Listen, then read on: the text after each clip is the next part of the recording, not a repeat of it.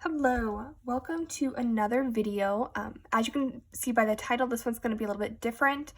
I'm going to show you guys how I use credit cards while also doing the cash stuffing. A little bit of backstory, I have been budgeting and tracking my spending since 2016, so I do have a pretty good handle on what I spend. I put all my expenses on my credit card and then I pay it off each month in full.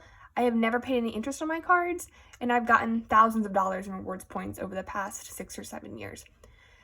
When I found the cash stuffing community on YouTube, I really wanted to give it a try, especially because my spending on the sinking funds category, I don't have as much of a handle on that because I'm not tracking it because it's not part of my variable expenses.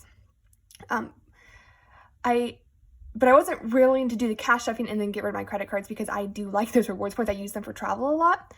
So I couldn't find a video on really how to merge the two, the credit cards and the cash stuffing. So I kind of created my own system, and I thought others might be interested in how I do it. So that's what this video is going to be about. I hope you find it useful. I'm going to show you how I track my spending, how I reconcile my credit cards, and plan the cash stuffing. I keep all of my trackers that I'm going to go through on Google Sheets, which allows me to seamlessly move it between devices and have all my info up to date from my phone, my laptop, my iPad, pretty much anywhere. So first, I'm going to show you my expense tracker. I have been using a version of this form from 2016. It's gone through many iterations. So I'm hoping this will show up on the camera. I'm going to try to zoom in and look on my watch, see how much you guys can see. But overall, it kind of looks like this. This is February's. You can see at top here, I have each of my variable expense categories and then the days of the week. And down here, I have, I don't know if it's going to, I'm going to have to move my iPad. So down here, I have how much I spent in the category, how much it's budgeted, and how much is left. And then on this side, you have a running total for the day and a remaining. So this all has formulas that keep everything up to date, which is really helpful. So basically, let's see, on the 1st of February, I spent $5.95 on Dine Out and $5 from Slush. So I put that amount there.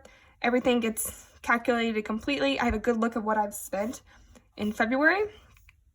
And then and so every time I make a charge on my credit card, it comes across my phone immediately, and this serves two purposes. One, it's a reminder for me to add to this tracker. I typically do it right away. I mean, it's right on my phone.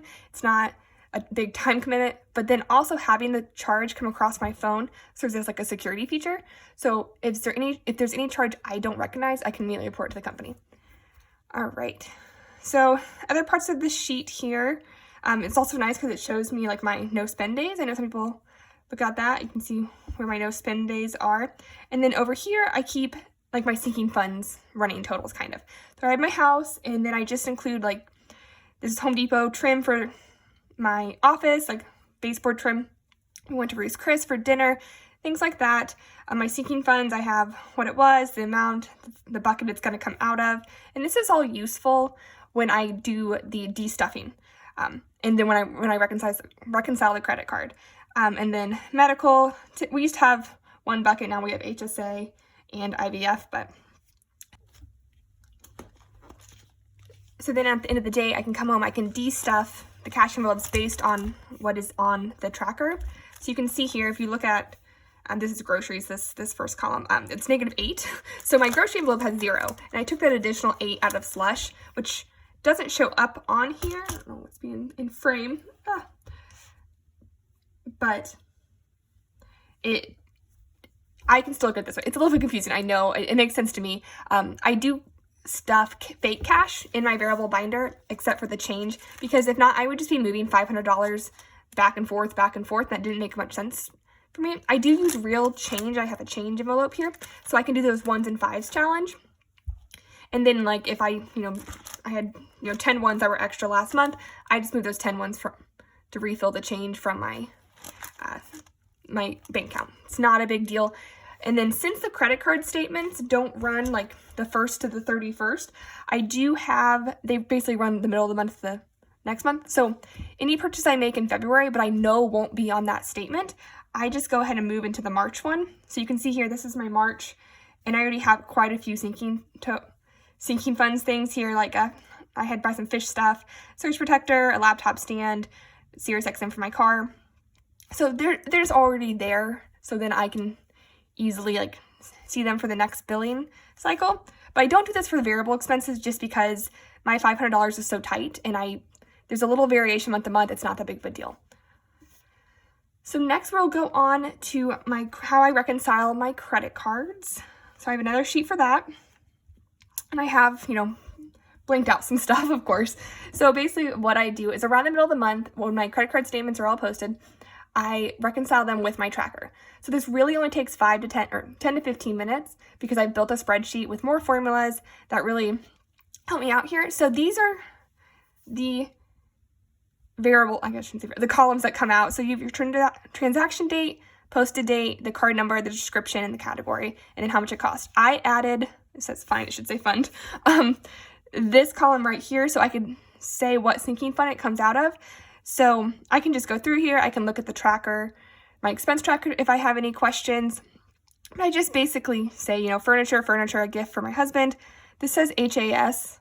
It should say HSA, but it automatically changes it, and it does it every time, and I can't get it to stop. So I just leave it that way. So this all gets categorized. I can sort it, Z to A. So here you have the split category, and that's anything that's split between my husband and I. It's mostly groceries or eating out.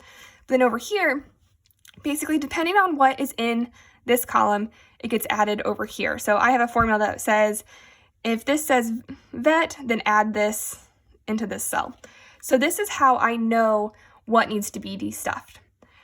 So you can see I have me, and then my husband, and then our split, which then gets into a final total. So I'll say, hey, husband, you owe me $270 for his part of the credit card.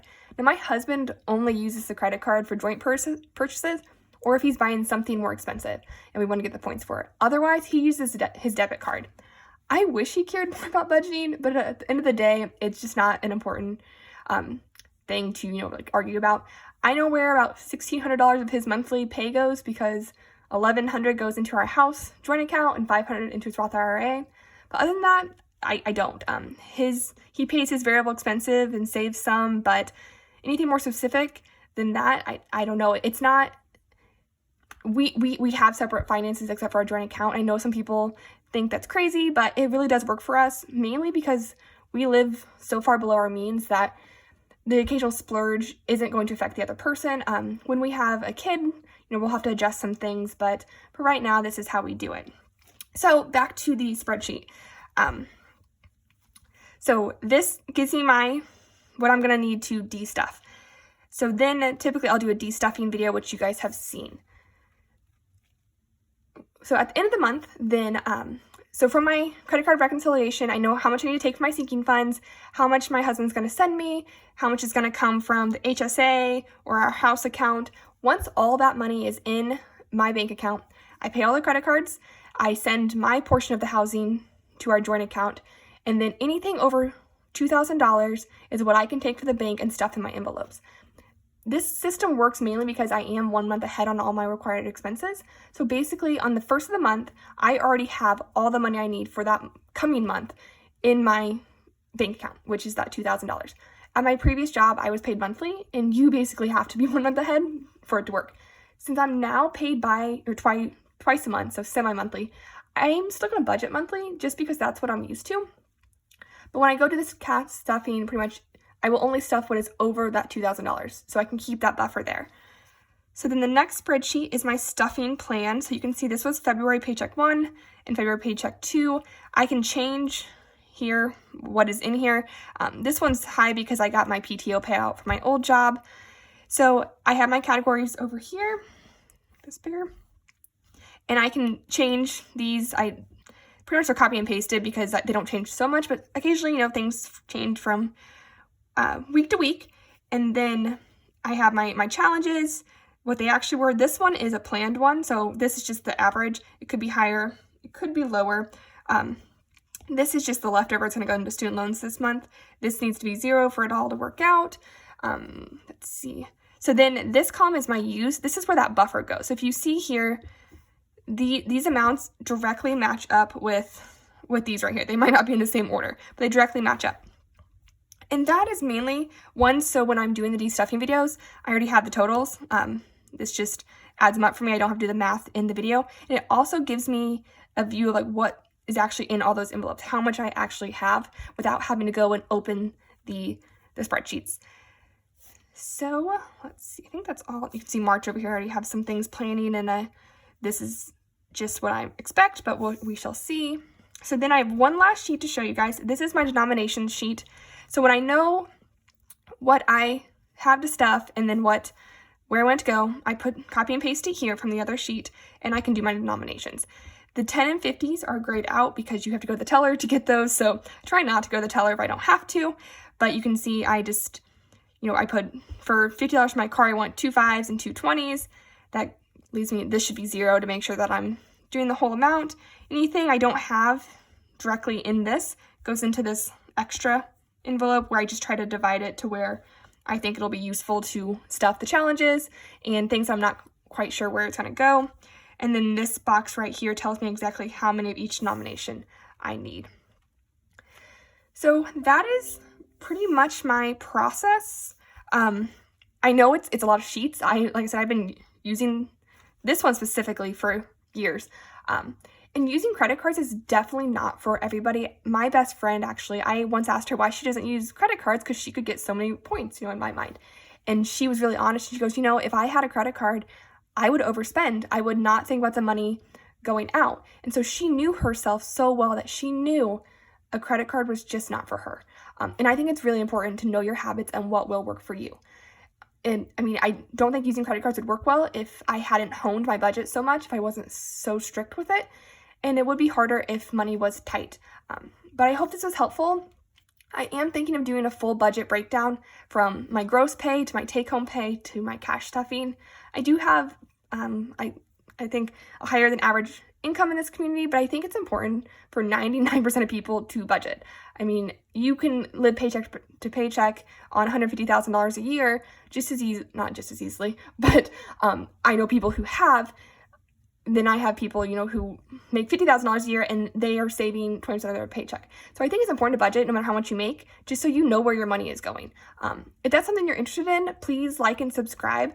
I just started my new job, and I moved from academia into the industry, so my salary did increase quite a bit. So I'm gonna get my first full paycheck, so I kind of know what taxes will look like. But once I get that, I'm thinking about doing that breakdown. Like I said, please like and subscribe, and I will see you for my second paycheck stuffing here in a week or so. But have a great day. Bye.